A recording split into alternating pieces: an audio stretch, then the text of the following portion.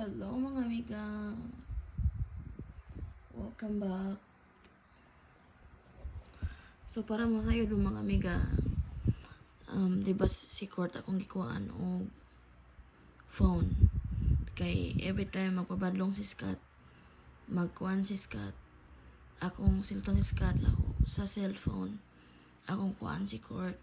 So ang naka-realize ko nga dili unfair ko kay si Kwarto man nagpabadlong akong pero nagkuha og cellphone. So akong uli ni Court ang cellphone kay akong giuli kay di ko ganahan nga ning nga mag-suffer si Court sa mga consequence ni Scott. Umatan ako kung anong mag-suffer man si Court og appeal sa iyang gipang buhat. Akong gibuhat na mga amiga nga akong apilan si Court og akong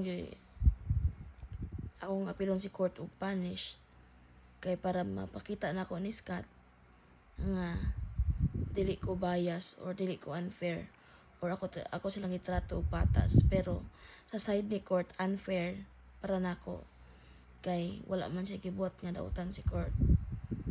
Unya naapil siya og bayad.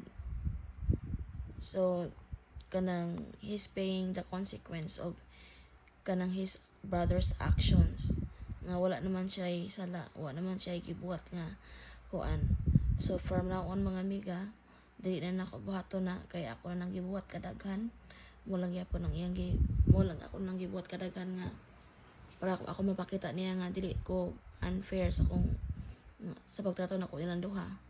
Kaya gusto nako kung sa sala sa usa, pero na-realize na ko nga dili maayo nga si Scott, si Court mapil sa iyang punishment mong akong giuli ang phone ni Court. Pero kung si Court magbabadlong, what are you going to expect if you're being a bad boy? You're going not going to talk. You're not going to talk. You're not going to bother me. And what else? And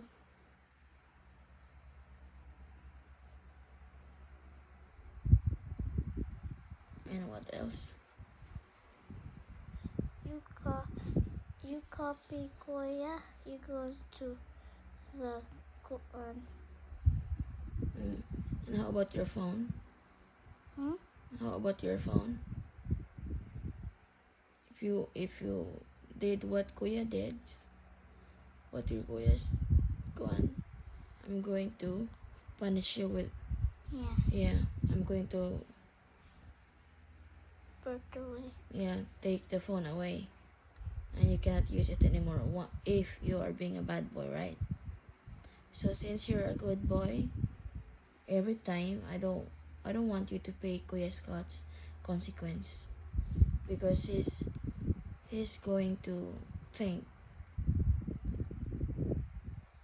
that I already did that many times, right? But wala siya nakarealize he never learned his lesson, and it's very unfair.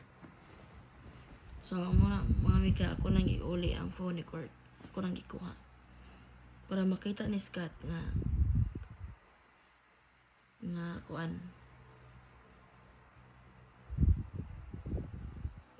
makita ni Scott nga unsay nakalahi sa iyang gibuhat nga nako.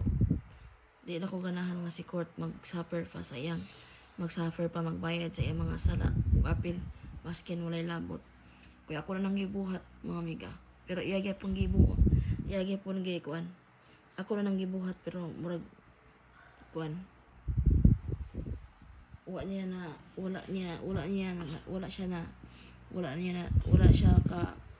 wala siya nag amping. Ngato sa una gani nasuko to si Cheryl nako kay ngano ko nung si Court ko na ma-appeal og ka punishment nga si Kuya Scatraman si Scatraman ako kung ilan ang ko gusto lang ko makakita si Scott nga dili wala ko bias silang duha. Gusto na ko nga silang duha ang way phone. Pero dili siya makaingon nga mas pinanggan ako si Kurt. Kay mo na sa siyang utok pero karon mga amiga dili na ko mo ko na dili na ko buhat anak kay muda ko ang ulo muda ko ang ulo ni Scott ug maayo. Alright, Kurti? Okay. If you're a bad boy, always remember dili ko mo tolerate nimo. If you abuse my kindness, I will not tolerate that. And you know that. And you knew me how I get mad, right? Mm. Bye. Mama, bye. Alarm clock for Kuya. Yeah na ako nang ibay para niya kaya din ako magmukaw niya ikabuntag.